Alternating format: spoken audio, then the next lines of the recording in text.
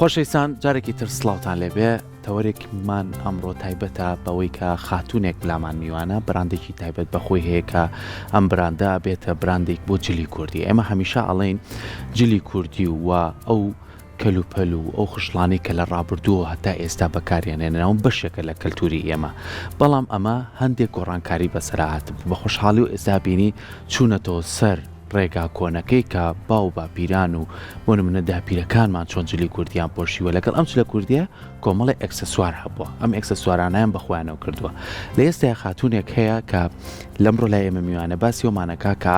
کردوێتی براندێک بۆ خۆی و ئێستاش کەلوپەلەکانی هێناوە تێرە بۆشمان باسەکە دانە بەدانە هەریەکە تایبەتمەندی خۆی هەیە و هەریەکە بە شێوازێکی تر و جیاوازتر لەگەڵ جلی کوردیە بۆ خانمانە پۆشێ. ئەمەش چییە؟ من لەمۆ مەبەستمە کە توانای خاتوونی کورد لێرە بێت لە هەر وڵاتێکی تر بێ ئەتوانێت کار لەسەر بابەتە کوردەوارەکانی خۆمان بکات. چۆن ئەم هاتووە لەم خشلانە کە تۆ باس کرد نەخش و هێمای کوردەواری بەکارێنەوە ئەوە خۆی بۆمان ڕوودکاتەوە. ئەم شاماران و شاخی کوردی و ئەمانە هەموو ئەمانی لێدا بۆی کەیتر ئێمە ئەمەنە نەخش و با بڵێن سیمبۆلی وڵاتانی تر بەکار نەهێنین. کەواتە ئەو خاتوونە بەڕێزە خاتوو کێوسان هەورامیە خاوەنی کۆمپانیا و براندی کێوسان تێکستەل کە ئێستا بەڕێزیان لامان میوانە، بەڵام من پێم خۆشە زۆر بە خێراتنیشی گەرمی بکەم. زۆر بەخێر بێ سپاس بە ئامادەبوونە. سەرەتا با لە ناوەکەتەوە دەست پێ بکەین. کێوسان کوێستانە یاخود ناوێکی ترە بەڕێزشتان خەڵکیێورامانە جێگەی شانازین بۆ ئێمە. زۆر سلااو ڕێزم هەیە بۆ ئێوە هەموو کارمەندانی کورسات و هەروەها بۆ بینەرە خۆشەویستەکان. من نێوم کێوسانە. کێوسان لە بەخۆم هەورامی ڕۆژهەڵاتم لە هەورامان پێ ئەڵێن کۆیسان کە باوک ناومی ناوە باوکم عاشقی سروشت بوو بۆیە نێوی هەمومان هەر بە نێوی سروشت کێوسان و شەو بۆ هاوار شاه و شێرکۆ و بەوانە ناومان ناوە. ئەمنیش نووسراوە کێوستانی تر، بەڵام لە هەر بەشێ لە کوردستان بە جۆرێ ئەم ناوە ئەوترێ. مەسەن لە سەقز ئەڵێن کوێستان، لە بۆکان و مەهاباد ئەوان چۆستان ئەڵێن، لە هەورامان کۆیسان ئەڵێن، بۆیە لای خۆشمانڵێن کوێستان. بەڵام هەر هەموو یەک مانای هەیە. ئەو ناوانە زۆر جوانە چونکە هەمووی مانایەکی جوانی کوردەواری هەیە و پەیوەندیشی بە ناوچە و شوێنەکانی خۆمانەوە. زۆر بەخێر سەرچاو. ئێستا بابڕێنە سەر ئیشە جوانەکەی کێوسان. ئەو براندە جوانەی کە دادناوە پێمان خۆشە خۆت بۆمان باسکەیت. براندەکەم هەر نێوی کێوسانم لەسەر دانا کە دەستم پێ کرد. پێم خۆش بوو هەر ئەو نێوە کوردیە یا ئەو نێوە هەورامیە کە هەیە هەر بۆ نێوە دای بنم. ئەمن تقریبان 2013 و 14 ئەوانە بوو دەستم بە کاری دیزایانی پارچە و قماش و ئەوانە کرد. بەڵام 2018 لە وڵاتی سوید کۆمپانیای فەرمی خۆمم لەوێ تۆمار کرد و لەوێەوە دەستم کرد بە شێوەی فەرمی لەوێ لە بواری دیزایانی پارچە و جلی کوردی کار بکەم. ئیتر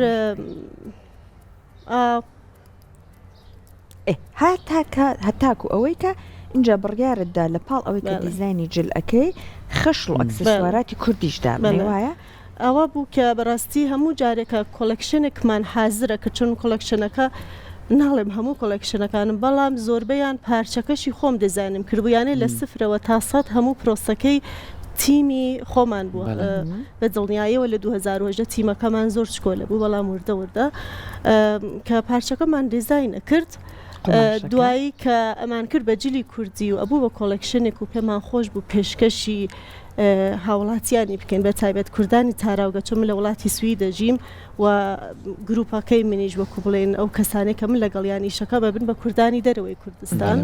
دەرەوەی کوردانی تاراوگە کە وەختی کۆلەکشنەکەمانە خستە بەرچاو، یانێ تماشامە کرد من ئەو هەموو زەحمەتەم کێشاوە خشلێک کە ئەبێ جلەکەمی پێ بڕازێنمەوە هەموو یا عوسمانی لەسەر بوو یا پەهلەوی لەسەر بوو. یعنی بەڕاستی ئەوە قورساییەکی زۆری لەسەر دڵی من دروست کرد. وتم من ئەم هەموو زەحمەتەم کێشاوە ئێستا بە هێمای داگیرکەران بێم جلەکەم بڕازێنمەوە. ئەوجێکی دڵخۆشی ئێستاوە تا لەسەر ئەو پارچانە ناوی کوردستان هەیە و شاخێکی کوردستانێ. ئەگەر هاوکارانم بتوانن کاک تاریق ئەمەمان بۆ تۆ زێ نزیکەنەوە بۆی دەرکەوێت کە لەسەر ئەم خشلانە ناوی کوردستانی خۆت مەبەستت بوو بەڵێ لیرەکە ئاوا دیزین بوو کە دیوێکی شەماران بێ ئەلبەتە هەڵبژاردننی شەمارانیش یانێ ئەمن لە چەندها کەس کە دکترایە دکترای و خوێندنیان لەسەر مێژووی کوردستان کردبوو لەگەڵ ئەوان باس و دیسکاشن و قسەمان کرد و هاتی لەسەرەوە کە شەماران هەڵبژێرین لەبەرەوە کە هەم هێمایەکی کوردزوری هی هەر چوار بەشی کوردستانە و هەم هێزی یانێ هێمای هێزی ژنە جا چەند جوانە جلێکی کوردی بە مێژووی کوردی بڕازێتەوە دوایەوە هێمایەکی ژنانشی لەسەر بێت تاوە کە تۆ پیاوێکی زاڵم بێبی کەی نازانم بە زێر یا هەڵی واسی بەج لە کوردیەکان تۆ پێم وایە ئەم دوودانە هیچ لە یەک نایەن کاتە ئەوەی کە بۆ نمونە جل و بەرگ و خەشڵی ژنانەی جوانترە هێما و سیمبۆلەکەی ژنانە بێت سەداسەد یاری نەتەنیا پێم وایە نەتەنیا بۆ جوانی وەکو ئەرکێکی سەرشانی هەر هەموو کوردێکە من ناڵێم هەموو کەس بێ شەماران بەکاربهێنێت بەڵام گرنگ ئەوەیە خشڵێک بەکاربهێنین کە خشڵی زاڵم نەبێت ئەکسسۆریزێ بەکارببێنین کە هێمای زاڵمی لەسەر نەبێت ئەوە پێم وایە شتەکان پەیوەندی بە کوردایەتی خۆمانەوە هەبێت بە دڵنیایە زۆر جوانەکە پێێناوە وایە کێوسانخان چەند نمونەیەکە هێناوەگە عەزیز کیشی یەک بە یەک نیشانمان بێت ئەمە لە کوێ تۆ سوودە لێبینەوە هەرێک بووم باسی ئەوە مەکردکە لیرەکە ئەوە دیزین بوو کە دیمێکی شەماران بێت و ئەو دیوەکەی تریشی شاخەکانی کورد بەڵێ چوار شاخی کوردستانە و خۆرێک کە لە دەورەکەشی نووسیمانە کوردستان و هەر لەسەر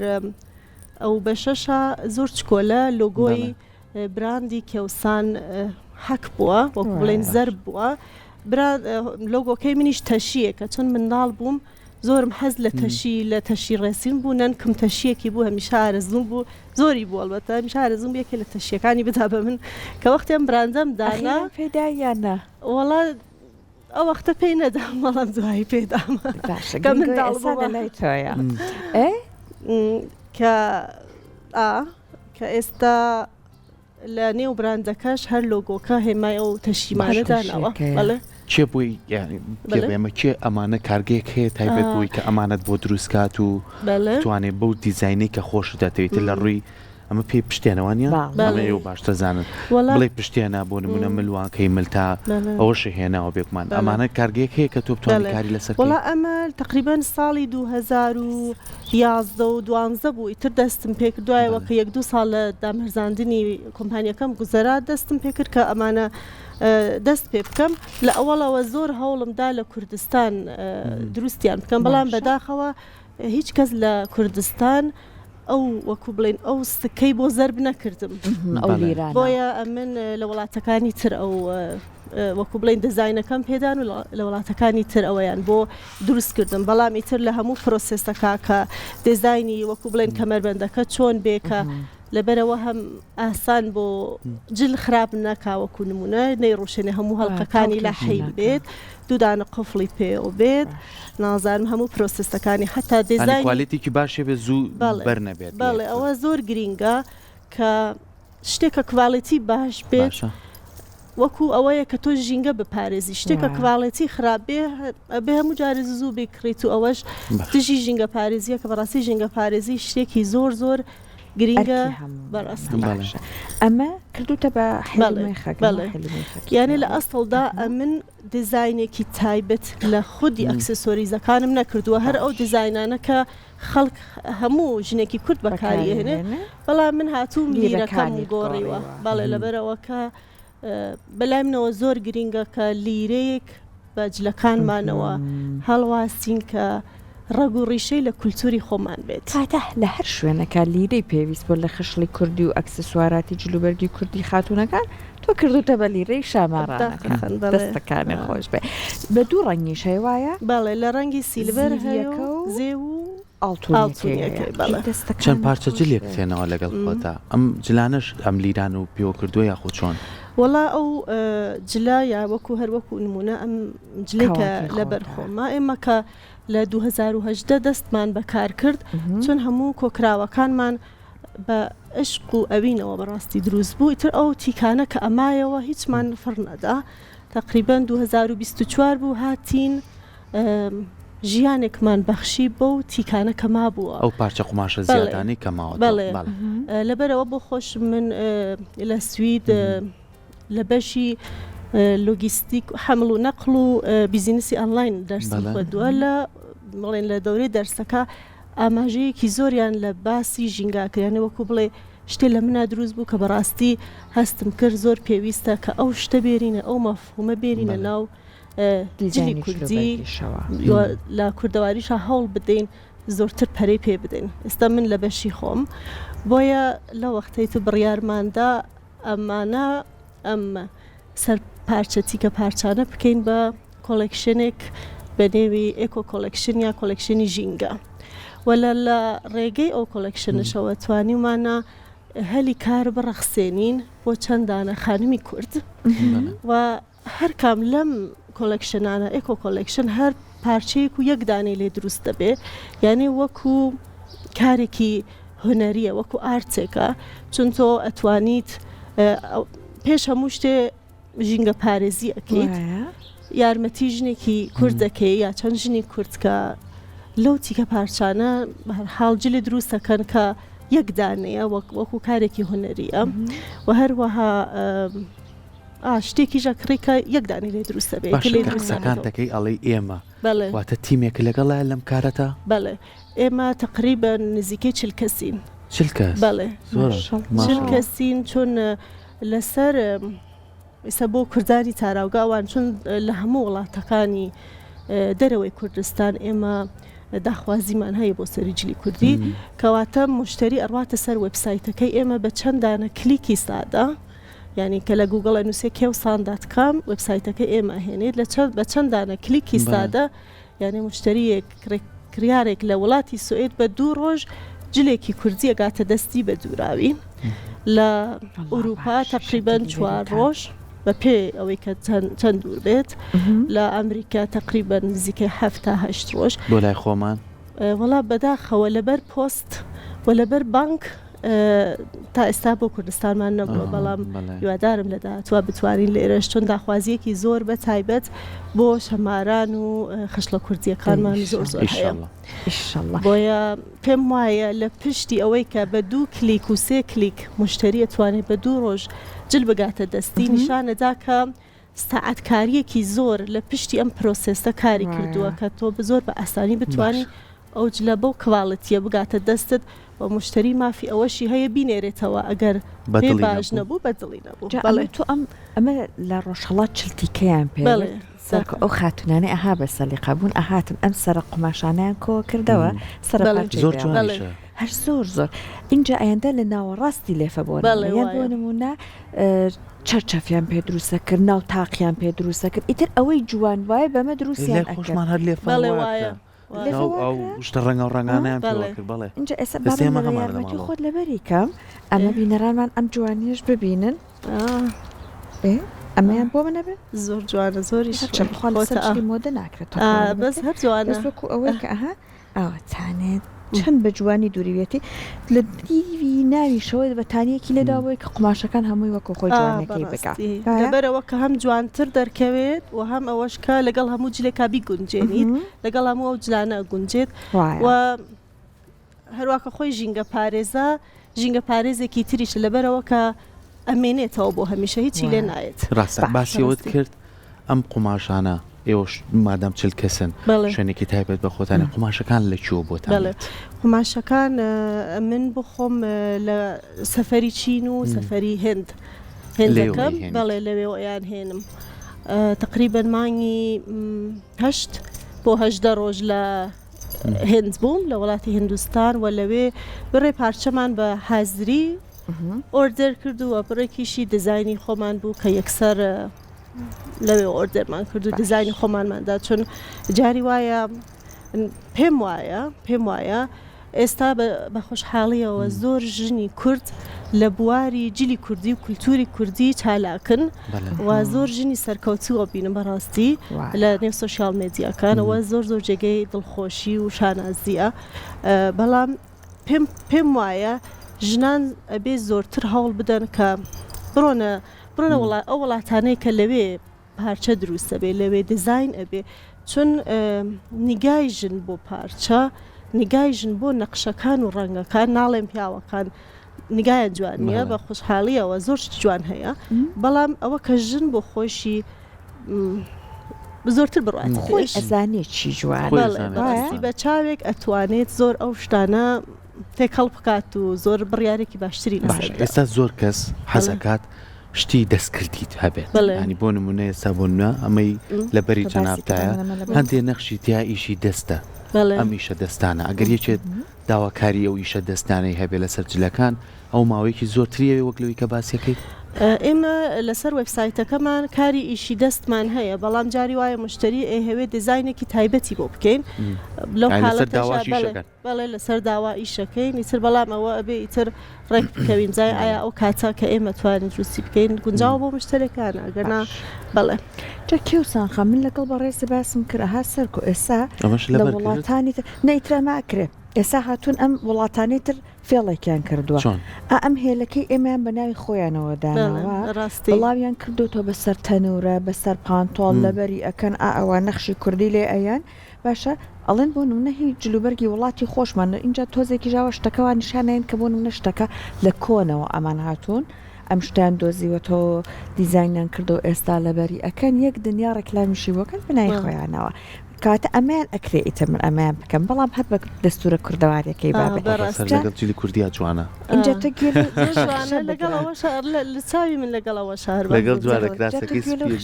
بگرە ئێستا بۆ تۆ ئەڵێ لەگەڵ هینە ئێمە جوانە خۆ یعنی خۆزگا هەر نەبووە لەگەڵ ئەم مۆدانش ئەمە تۆزە جلی کوردیمانە بەرکرێ بۆ نمونە ئێستا هەوری ماشی هەوری ئەیکەن بە بلوزی ئەکەن خاتونەکە ئەکەن بە کراسیانی شتی زۆر زۆر جوانی لە دووسەکەن وەکو ملپێچێکەنە بڕۆی پەڕێکا دەنگی شیە دوانە پێشەخشێتە سەیرەکە ئەبێت کوردی خشەی هەبێت جوانی ئەو هێلەکەش ئەوەیە کە هەموو بە لیرەی شەماران و کوردستان دروست بووە پێم وایە ئەوەی تر کە وەختێ لەبەری ئەەکەی هەستەکەی ئەمە تەنیا بۆ فەشن نییە تۆ خەریکی هەڵگری مێژوویەکی کوردیت مەفهومێک لەگەڵ خۆت هەڵەگری و ئەتەوێ بیدەی بە چینی دوای خۆت بەڕاستی بۆیە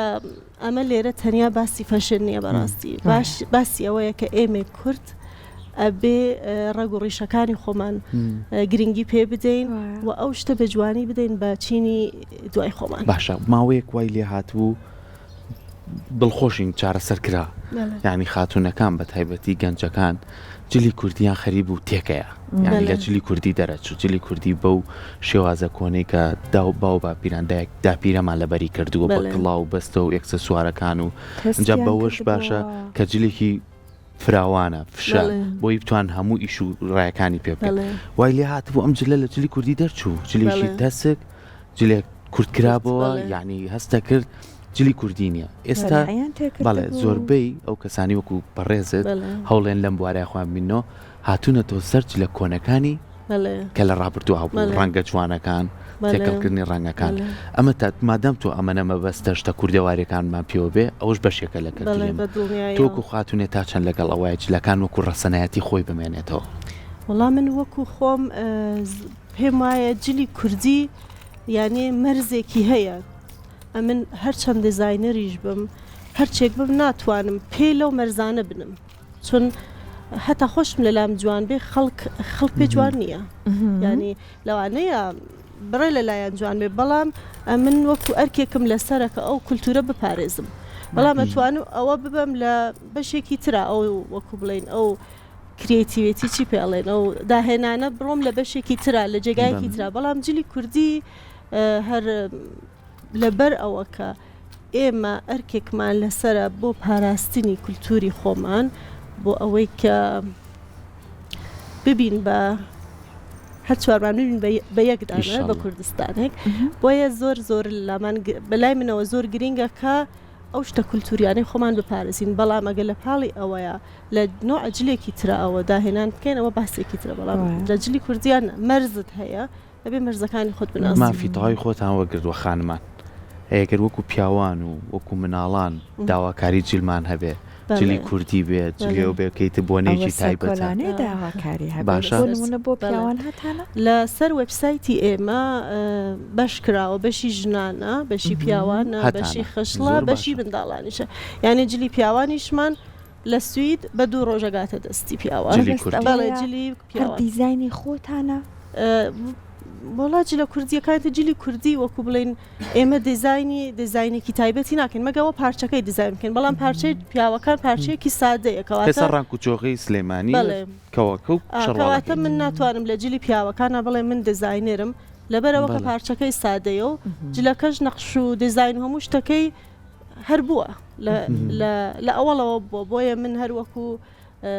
خزمەت گوزاریەک وەکو ئیشی خۆم ئەو شتە پێشکەشی هاوڵاتیان ئێمە تۆزی ئەرکشمان کەمترە زۆر شتی نایە جلەکانی ئەمە هەر سادەترە و ئیتر جلی ژن جوانە ڕەنگە و ڕەنگ و نەخشی جیاواز و داهێنانی تیا بکردوایە هەردووکی جوانی خۆی هەیە جوانە بەسمە جلی ئێوە هەتا سادەتر جوانتر وایە جلی ژن هەتاکو و ڕەنگا و ڕەنگتر خشەی زیاتر جوایە بەڕاستی وایە بەڵام لە جلی ژنانە چون پارچەکە جاری وای خۆمان دیزاینەکە نتوانین بڵین دیزایانی جلی ژنان بەڵام بۆ جلی پیاوان ئێمە کێوسان خان ئێستا باست کرد لە قسەکان و دوتت بەداخەوە چالاکیت لە کوردستان لەبەرەوەی کە ئەبێ گەیانەکە تۆزێک کێشە هەیە ئەمانە بانک و ئەمانە لانێ بۆتان ئاسانە بەڵام سنووری کارکردنتان زیاتر بۆ منە وڵاتانی ئەوروپا و ئەمریکایە خواست لەسەر ئێستا جلی کوردی لەناو خاتونانی ئەوێ چەندێکە بەڕاستی داخوازیەکی زۆر لەسەر جلی کوردی هەیە یان ئێمە لە هەموو وڵاتانێک هەمانە لە یاپان هەیە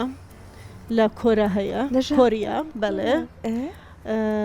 لە هەموو وڵاتان یانێ لەبەرەوە کە ئێمە لەسەر وێبسایت ئەیفرۆشین بەیانی کە هەڵاستمەوە تماشا ئەەکەم یانێ لە وڵاتێکە هەر بیریشم لێ نەکردوێتەوە جلی کوردی داخوازی لەسەر ئەوەش نییە کە هەمویان کورد بن زۆربەی زۆرێک لە ئۆردەرەکانی ئێمە کەسانی کە کوردنین بەڕاستی ئێستا یا هاوسەریان هاوژینیان کوردە یا بە شێوەیەک تێکەڵبوون و بوونێکیان لەگەڵ کولتوری کوردی هەیە بۆیە ئەوە نییە کە هەمیشە خەڵکی کورد حەزی لە جلی کوردی بێ زۆر ئۆردەرمان هەیە کە کەسانی غەیری کوردن یعنی کوردنینەوە زۆر باشە سەرکۆ ئێمە هەر ئەڵێن بۆ نمونە گەلی کورد خۆی بناسێنێت لە ئاستیانە بەداخۆ چون ئێمە وڵاتێکمان نییە بێگومان ناوی کاتێک وەکو وڵاتێک لەسەر نەخشە نەبێت ئێمە هەرچەند خۆشمان یعنی خۆشەویستیمان هەبێ بۆ خاکەکە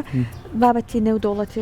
یاسان نێودەوڵەتەکان شتێکی ترەخوێن چ جوان کە ئێمە لە ڕێگەی جلوبەرگ و کەلتور ئەمانەوە بتوانین خۆمان بناسێنین بە تایبەتیش لە وڵاتێکی دوور وەکو وڵاتێکی سوید توانی ئاوە کار بە 40 کەس کار لەسەرم بابەتە کوردەواری بکەی کارێکی زۆر گرنگە بەڕاستی من دەستخۆشیت لەکەین بە هیوای سەرکەوتن بە هیوای ئەوەی کە ئەو هەوڵش بی بۆ ئێرەش بتوانن بە شێوازێکی باش کرداینەوە بەزووی ئەتوانن ئەو پرۆدەکتانەش لێرە لە بەردەست بن بۆ کوردانی کوردستان بە خوشحاڵی بە شانازیەوە پێم خۆشە ئەو شەماران و کوردستانە پێشکەشی هەموو ژنانی کوردستان بکەم دڵنیاشم لە لایەن جوانە بێ چون لە بازارە ئالتەرناتیوی تریان نییە یانێ دڵنیام ئەگەر ژنی کورد ئالتەرناتیوی تری ببێ بێجگە لە پەهلەوی و ئۆسمانی دڵنیام ئەوە هەڵەبژێرێت بۆیە بەڕاستی کواڵەتیەکەش زۆر سپاس زۆر خۆشحاڵ زۆر بەخێر بێ هیوادارین جارێکی ترەگەر هاتیتەوە لامان ئەو پەیوەندیێشە لەگەر ئێرە دروست کرد بێ گەرتە خانمان بووین بینن بتوانن ئەوانش بەرهەمەکانی ئێوە بەکاربێنن دووبارە سپاس بامەتەبن زۆر سپاس میوانداریتان زۆر سپاس خۆش بێت